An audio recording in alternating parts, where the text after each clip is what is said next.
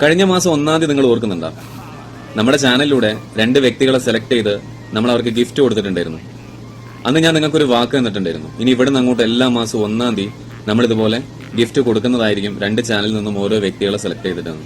അന്ന് ഞാൻ നേരിട്ട ഏറ്റവും പ്രധാനപ്പെട്ട ഒരു കമന്റ് ആണ്, നെഗറ്റീവ് കമന്റ് ആണ്. ഇത് നീ നിന്റെ ചാനലിലേക്ക് റീച്ച് കൊണ്ടുവരാൻ വേണ്ടിയിട്ടല്ലേ? നിങ്ങളൊന്ന് ചിന്തിച്ചു നോക്കും. എന്റെ 2 ചാനലിലും റീച്ച് കൊണ്ടുവരേണ്ട കാര്യമുണ്ടോ? അല്ലെങ്കിൽ ആ റീച്ചിന് വേണ്ടിയിട്ട് ഞാൻ പണം മുടക്കേണ്ട വല്ല കാര്യമുണ്ടോ? ഇത്രയും സപ്പോർട്ടീവായിട്ട് നിങ്ങൾ ഉണ്ടാവുമ്പോൾ നിങ്ങൾ കമന്റ് അയക്കുന്നുണ്ടോ ഇല്ലേ എന്നുള്ളത് പോട്ടെ, നിങ്ങൾ ആ വീഡിയോ കാണുന്നുണ്ട് എന്നുള്ളത് എനിക്ക് നന്നായിട്ട് അറിയാം.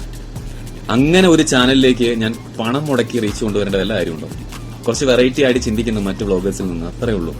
അപ്പം എന്താണെങ്കിലും ഈ മാസം 1-ാം തീയതി നമ്മൾ സെലക്ട് ചെയ്തിട്ടുള്ള 2 വ്യക്തികൾ ഫസ്റ്റ് ചാനലിൽ നിന്നും ഈ വ്യക്തിയാണ്, സെക്കൻഡ് ചാനലിൽ നിന്നും ഈ വ്യക്തിയാണ്. അപ്പൊ ഈ 2 വ്യക്തികളും ഒന്നുകിൽ ഇൻസ്റ്റഗ്രാം വഴിയോ അല്ലെങ്കിൽ ഇമെയിൽ വഴിയോ എന്നെ കോൺടാക്ട് ചെയ്യുക, ആ സമ്മാനം കൈപ്പറ്റുക. അടുത്ത മാസം നിങ്ങളിൽ ആരെങ്കിലും ഒക്കെ ആയിരിക്കട്ടെ.